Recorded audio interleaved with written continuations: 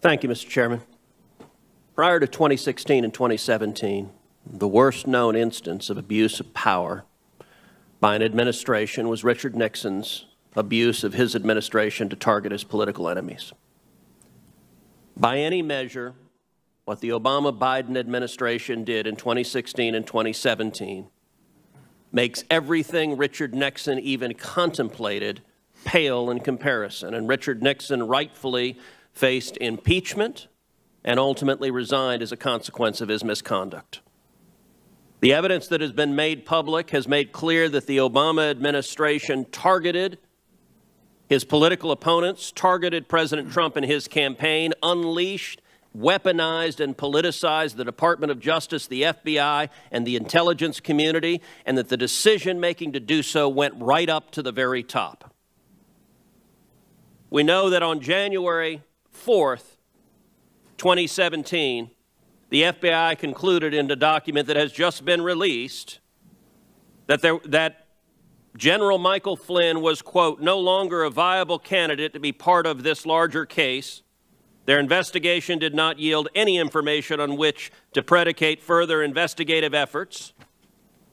The FBI is closing this investigation. That was January 4th, 2017. The next day, James Comey, the director of the FBI, is sitting in the Oval Office with Barack Obama, with Joe Biden, and James Comey, according to a memo from Susan Rice, one of the most remarkable CYA memos written in Washington, written on her last day in office, an email to herself saying, by the way, this investigation into the National Security Advisor coming in to the new office, the president has said, do it, quote, by the book. She says by the book 3 times. James Comey tells the president, we're investigating Michael Flynn by the book. Well, unless the book is Richard Nixon's Watergate, the day before the FBI said they were closing the investigation, and there's James Comey telling Barack Obama we're going after General Flynn, a decorated 3-star general, the incoming National Security Advisor of the president, with Joe Biden sitting right there nodding along. Joe Biden himself personally unmasks Michael Flynn's name. That's the world you came into, Mr. Rosenstein. That's the Department of Justice you came into, where it had been corrupted and politicized. You've read the Inspector General report, Mr. Rosenstein? I've read most of it, yes, sir.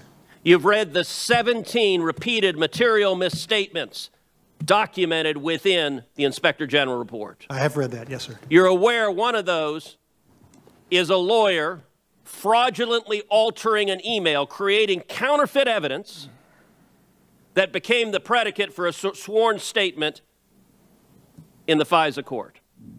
That is in the Inspector General's report, yes, sir. Are you aware of other instances of Department of Justice employees fraudulently creating evidence to submit to court? Every instance that I'm aware of, Senator, would be appropriately investigated and hopefully appropriate action would be taken. Mr. Rosenstein, on May 17th, you appointed Bob Mueller the special counsel. On June 29th, you signed the 3rd FISA application. On August 2nd, you signed the 2nd scope application.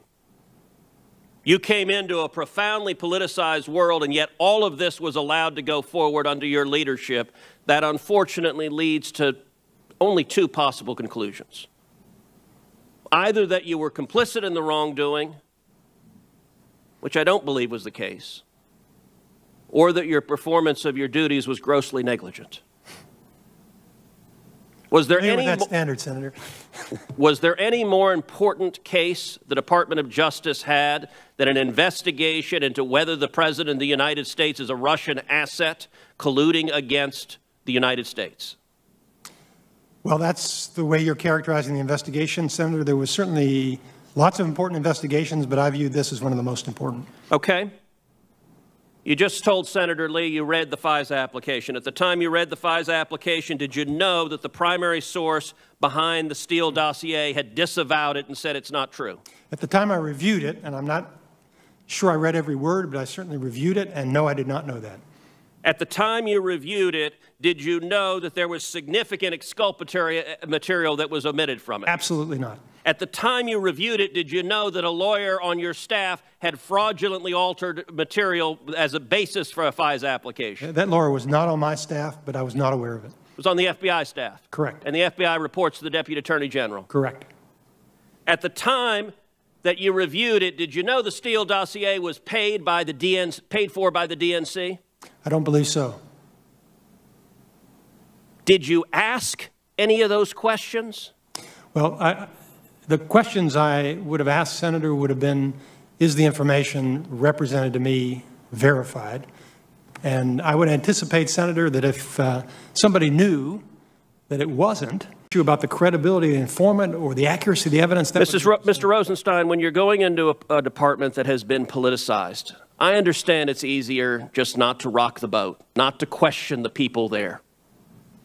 But you were the acting Attorney General of the United States and had a responsibility not to allow political targeting. Let me ask you, did it strike you as strange, and my time has expired, so I'm going to leave this as the last question. Did it strike you as strange that the FBI and the Department of Justice was going after a three-star general, the incoming National Security Advisor to the President, who they already said they were going to dismiss the case against, and their predicate for all of this is the Logan Act, which you know perfectly well is an unconstitutional law that no one has ever been prosecuted under in the history of the Department of Justice, and should have been laughed out of the room in any responsible Department of Justice if someone had suggested we're going to go after the incoming National Security Advisor for violating the Logan Act, which says an American citizen can't talk to a foreign leader. I guarantee you today, right now, John Kerry is violating the Logan Act. Now, fortunately, it's an unconstitutional law, so who cares? Why did you not laugh this out of the room, and why didn't you get to answers on this? Why did you let this pile of partisan lies consume the country for 2 years? Senator, I appreciate you've packed a lot into your question, and I know the time is limited. First of all, Senator, I think it's not accurate to say that we didn't rock the boat.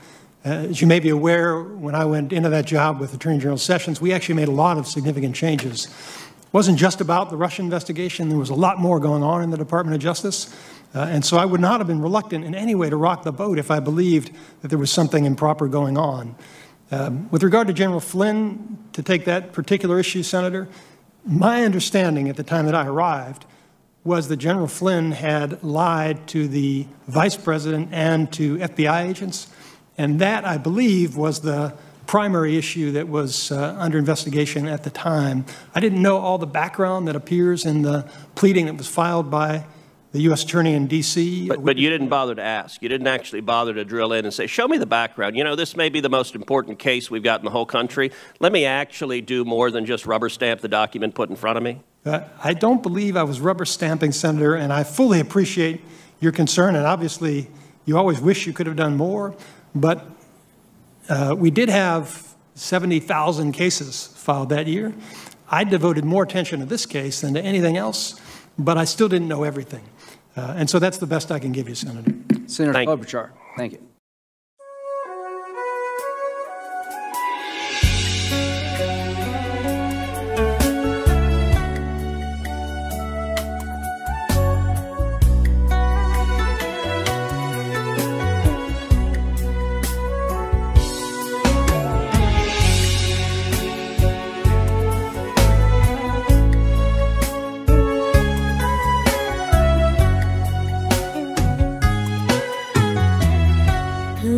Chọn đêm nay để nhớ thương anh, em nghe tình yêu thức dậy êm đềm, nhớ từng nụ cười ánh mắt, nhớ lời ngọt ngào âu yếm, tóc em thơm giấc ngủ dịu. Biết giờ này anh có nhớ em không? Có nghe tình yêu thức dậy trong lòng? Đêm từng màu thời gian đến, bóng hình người mình yêu mến.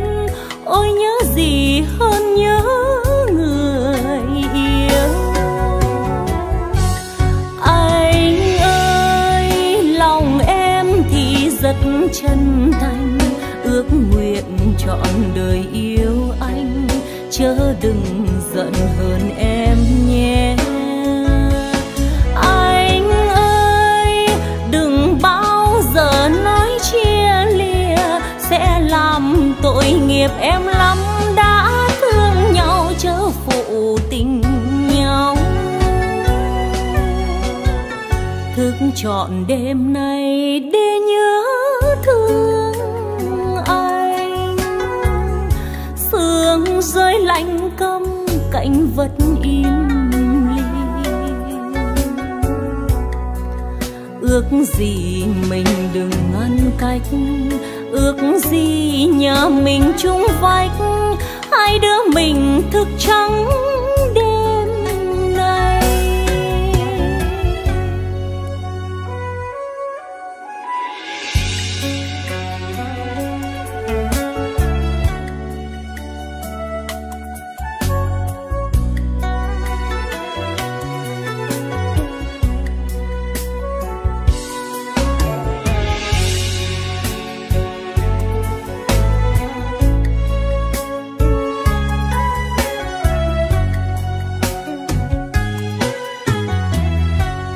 Anh ơi, lòng em thì rất chân thành, ước nguyện trọn đời yêu anh, chớ đừng giận hờn em nhé. Anh ơi, đừng bao giờ nói chia lìa, sẽ làm tội nghiệp em lắm. Đã thương nhau chớ phụ tình nhau, thức trọn đêm nay để nhớ thương anh. Sương rơi lạnh câm cảnh vật im lìm, ước gì mình đừng ngăn cách, ước gì nhà mình chung vách, hai đứa mình thức trắng đêm nay. Ước gì mình đừng ngăn cách, ước gì nhà mình chung vách, hai đứa mình thức trắng